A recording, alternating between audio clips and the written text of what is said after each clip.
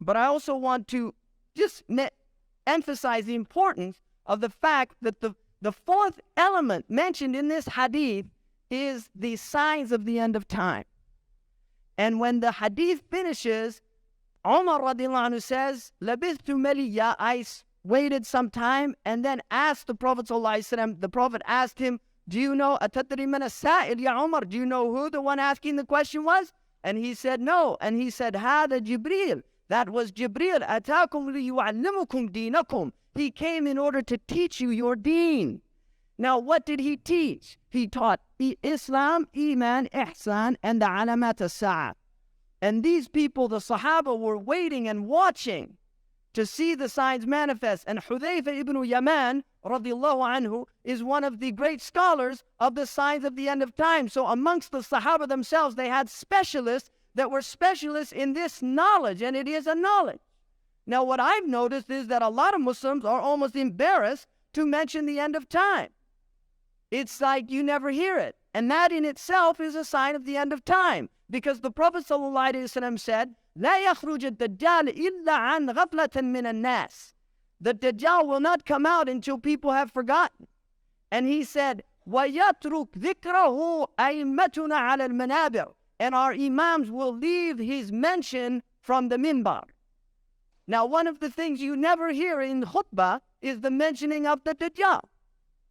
I lived in the Middle East for almost 10 years, and I never heard a khutbah on Masih ad-Dajjal. And that in itself is a sign of the end of time. And the Prophet ﷺ mentioned also that people would yalhaluhu, they would forget about him, the Dajjal himself.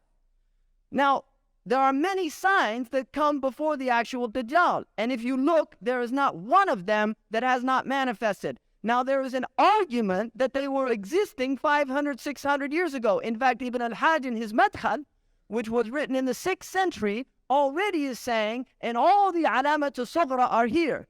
Wallahi, if he could be alive in our time, he would drop dead. He would pass out.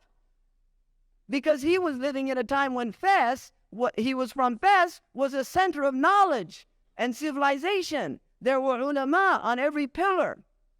And he himself was saying that the signs were all there already. Now, part of the beauty of that is that we should always be thinking about the Sa'ah, because in reality, the Sa'ah is also our own death, because that's called Qiyamat al-Sughra, or As-Sa'at al-Sughra, the lesser hour, which is our own death.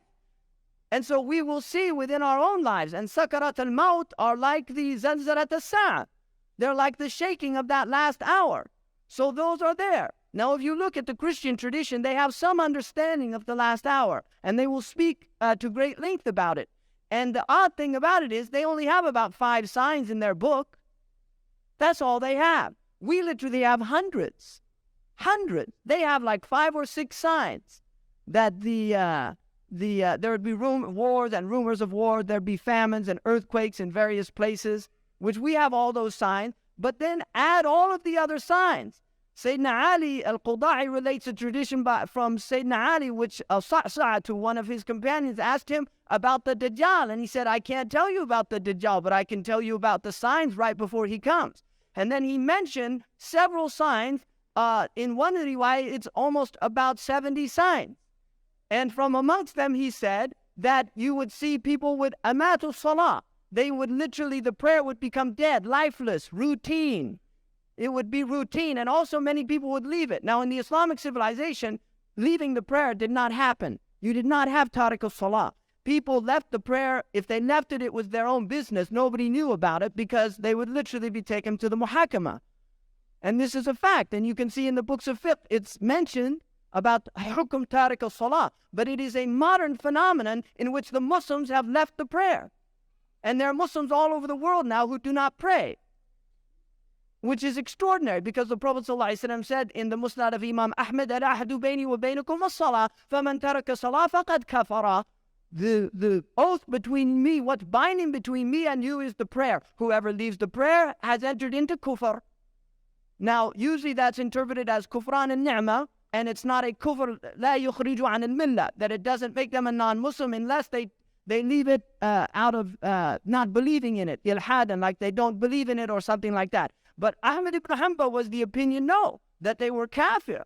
If they didn't pray, they were kafir. Now, one of the interesting things about it, and I think there's some strength in his position, although the other three imams are opposed to that position and say that he's Muslim Asi and he's buried with the Muslims. But if you look in the hadith that's in the Muwatta of Imam Malik radiallahu anhu relates a hadith in which the Prophet said he knows his ummah by the adhar and wudu. That's how he's going to make shafa'ah for us, because he'll see the white on our skin which means the light from the wudu.